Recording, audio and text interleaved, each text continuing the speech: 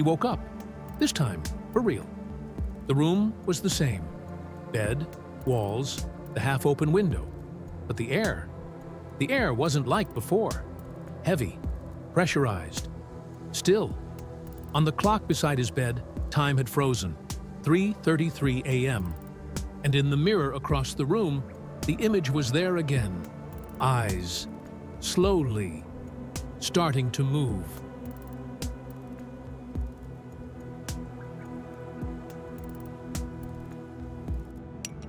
Cracks began to appear on the wall, not in the paint, in reality itself. From within them came whispers, children speaking backward, his own voice begging for something in a forgotten past, the voice of something waiting.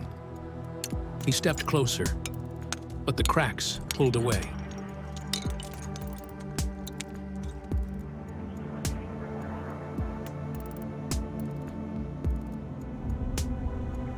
In the dark, the room stretched like rotting gum. Suddenly, he was in another hallway. But this time, the walls were made of flesh. The floor writhed like a tongue. Fluorescent lights burst with the sound of screams. At the end, a figure stood with its back to him, eyeless. And from behind, a whisper. "You haven't woken up yet."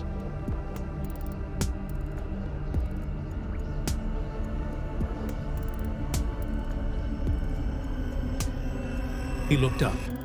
In the ceiling, hundreds of eyes glowed in the dark. But they were not human. With every gaze, they devoured a memory from him. His name, his mother's face, the taste of morning tea. And in that moment, he understood. If he stayed, he'd forget who he was.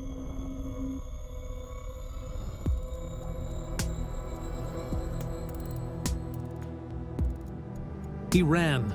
Behind him, the walls collapsed. The corridor twisted, opened, and shut. Then, the floor vanished. He began to fall, not into space, but into himself. Through memories he no longer believed were real. Smiles he'd never seen. Deaths that had already happened. A light that always came too late.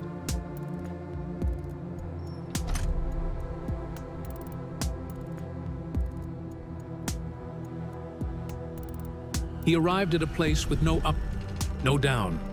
A hall of mirrors. In each one, a version of him was trapped. One screamed, one smiled, one died, but none of them were him. One mirror cracked, and from it, a bony hand reached out and whispered, "We pull you out, or pull you in. You choose."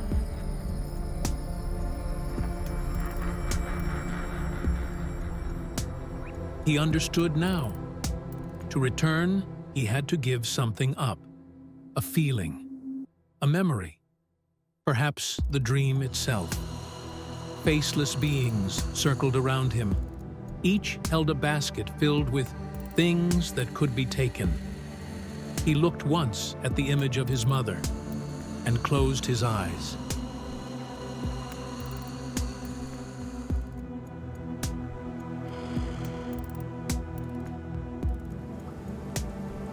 He opened his eyes.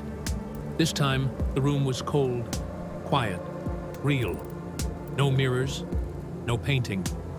But on the wall, a shadow slid and vanished. And in the back of his mind, a voice whispered, "Each time you wake, you are a little less than you were." And the clock read 3:33 again.